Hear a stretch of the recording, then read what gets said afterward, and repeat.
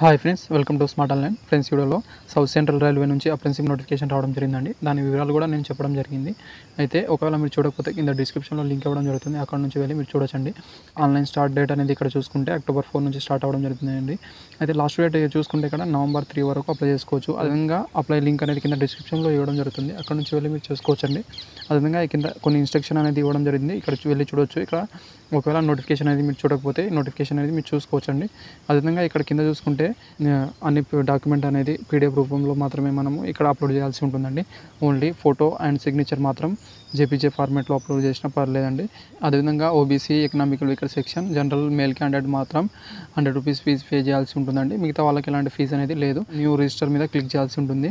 New register మీద click చేసిన తర్వాత ఇక్కడ చూసుకుంటే ఈమెయిల్ ఐడిది మీ యాక్టివ్లో ఉండే ఈమెయిల్ ఐడి మాత్రం ఇక్కడ ఇవ్వాల్సి ఉంటుందండి. తర్వాత మొబైల్ నెంబర్ ఇచ్చిన తర్వాత పాస్వర్డ్ అనేది మనము ఒక పాస్వర్డ్ అనేది టైప్ చేయాల్సి ఉంటుంది. అయితే 8 క్యారెక్టర్ అనేది ఉండాల్సి ఉంటుందండి. దీంట్లో ఒకటి lower case and upper case, ఒకటి స్పెషల్ క్యారెక్టర్ అనేది ఉండాలండి. సపోజ్గా ఇక్కడ చూసుకుంటే స్మార్ట్ ఆన్లైన్ అనుకుంటే స్మార్ట్లో ఫస్ట్ ఎస్ అనేది క్యాపిటల్, అదేవిధంగా మిగతా అన్ని స్మాల్ ఇచ్చి లాస్ట్కు 1, 2 ఇలా ఏదైనా మీరు ఇట్లా ఇచ్చుకోవాల్సి ఉంటుందండి. ఇచ్చిన తర్వాత ఇక్కడ ఐఎమ్ నాట్ రోబోట్ అనేది మీద క్లిక్ చేసిన తర్వాత రిజిస్టర్ అండ్ సెండ్ ఓటీపీ మీద క్లిక్ చేయాల్సి ఉంటుంది. తర్వాత ఇక్కడ చూసుకుంటే మన ఈమెయిల్ ఐడికి ఓటీపీ రావడం జరుగుతుంది. అది ఇక్కడ ఎంటర్ చేసిన తర్వాత సబ్మిట్ ఓటీపీ మీద క్లిక్ చేయాల్సి ఉంటుందండి. తర్వాత వెరిఫైడ్ అని వచ్చిన తర్వాత ప్రొసీడ్ టు అప్లికేషన్ ఫామ్ మీద క్లిక్ చేయాల్సి ఉంటుందండి. తర్వాత చూసిన తర్వాత ఇక్కడ చూసుకుంటే మనము మిగతా డీటెయిల్స్ అనేది ఇక్కడ మనం ఫిల్ చేయాల్సి ఉంటుందండి.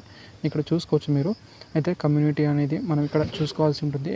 జనరల్, అదేవిధంగా ఎస్సీ, ఎస్టీ, అదేవిధంగా ఓబీసీ, పీడబ్ల్యూడీ, అదేవిధంగా పీడబ్ల్యూడీ, ఎస్సీ, ఎస్టీ, ఓబీసీ, ఇదే విధంగా మీ ఎక్స్ సర్వీస్ మ్యాన్, అదేవిధంగా మీరు ఏ కేటగిరీ నుంచి ఉంటే ఆ కేటగిరీ మీరు ఇక్కడ సెలెక్ట్ చేసుకోవాల్సి ఉంటుందండి. ఫ్రెండ్స్, అదేవిధంగా నెక్స్ట్ ఇక్కడ చూసుకుంటే మీ డేట్ ఆఫ్ బర్త్ అనేది ఇక్కడ ఎంటర్ చేయాల్సి ఉంటుందండి. తర్వాత ఇక్కడ చూసుకుంటే మీ డేట్ ఆఫ్ బర్త్ అనేది ఇక్కడ ఎంటర్ చేసిన తర్వాత ఇక్కడ మీరు ఒకవేళ ఫిజికల్ హ్యాండిక్యాప్ అయితే ఇక్కడ మీరు సెలెక్ట్ చేసుకోవాల్సి ఉంటుందండి. మీకు ఎలాంటి ఫిజికల్ హ్యాండిక్యాప్ అనేది ఇక్కడ మీరు చూసుకోవాల్సి ఉంటుంది. ఆ తర్వాత అదేవిధంగా ఎడ్యుకేషన్ క్వాలిఫికేషన్ అనేది ఇక్కడ ఎంటర్ చేయాల్సి ఉంటుందండి. ఇక్కడ చూసుకుంటే మీరు అదేవిధంగా ఏ బోర్డు నుంచి పాస్ అయ్యారో, అదేవిధంగా ఏ ఇయర్లో పాస్ అయ్యారు, టోటల్ మార్క్స్, అదేవిధంగా తర్వాత చూసుకుంటే మీకు వచ్చిన మార్క్స్ అనేది ఇక్కడ ఎంటర్ చేయాల్సి ఉంటుందండి. తర్వాత ఆటోమేటిక్గా ఇక్కడ పర్సంటేజ్ అన్ని జనరేట్ అవ్వడం జరుగుతుంది. తర్వాత నెక్స్ట్ ఇక్కడ చూసుకుంటే అదేవిధంగా మీరు ఏ ట్రేడ్కి అప్లై చేస్తున్నారు అనేది ఇక్కడ చూసుకొని మీరు ఫిల్ చేయాల్సి ఉంటుందండి. ఎలక్ట్రీషియన్, ఎలక్ట్రోమెకానిక్, అదే ఫిట్టర్, మెషినిస్ట్ అనేది అన్ని ట్రేడ్లు ఉండడం జరుగుతుంది. అయితే మీరు ఏ ట్రేడ్కి అప్లై చేస్తున్నారు అనేది ఇక్కడ సెలెక్ట్ చేసుకోవాల్సి ఉంటుందండి. తర్వాత నెక్స్ట్ చూసుకుంటే ఇక్కడ నేమ్ ఆఫ్ ద క్యాండిడేట్ అంటే మీ నేమ్ అనేది ఇక్కడ ఫుల్ నేమ్ ఇచ్చుకోవాల్సి ఉంటుందండి. ఓన్లీ క్యాపిటల్ లెటర్లో మాత్రమే.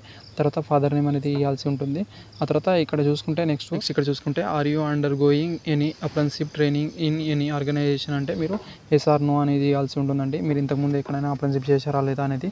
నెక్స్ట్ ఎక్స్ సర్వీస్ మ్యాన్ అయితే ఇది ఇక్కడ ఎస్ అని లేకపోతే నో అని ఇవ్వాల్సి ఉంటుంది. తర్వాత మీ అడ్రస్ అనేది ఇక్కడ ఇవ్వాల్సి ఉంటుందండి. డిస్ట్రిక్ట్ అనేది స్టేట్ అనేది ఎంచుకోవాల్సి ఉంటుంది. తర్వాత పిన్ కోడ్ అనేది ఇవ్వాల్సి ఉంటుంది.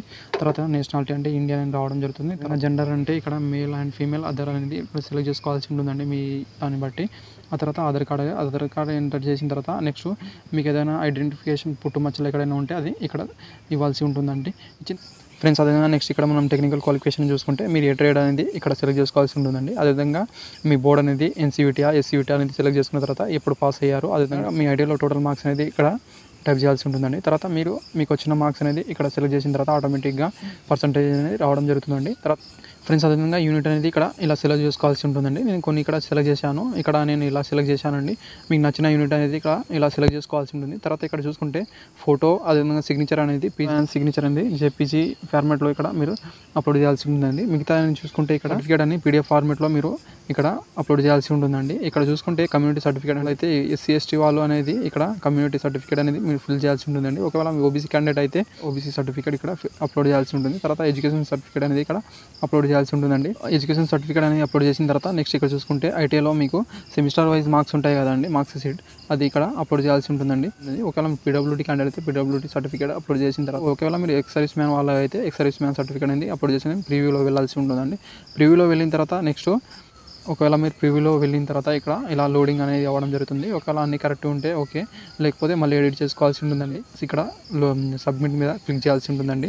సబ్మిట్ మీద క్లిక్ చేసిన తర్వాత మనం ఇక్కడ చూసుకుంటే సబ్మిట్ మీద క్లిక్ చేసిన తర్వాత జనరల్, ఓబీసీ, అదేవిధంగా ఎకనామికల్ వీకర్ సెక్షన్ వాళ్ళైతే ₹100 ఫీజు పే చేయాలండి. మిగతా వాళ్ళకు సబ్మిట్, అదేవిధంగా ప్రింట్ ఆప్షన్ అనేది రావడం జరుగుతుందండి. నచ్చినట్లయితే ఒక లైక్ చేయండి friend. Thank you for watching.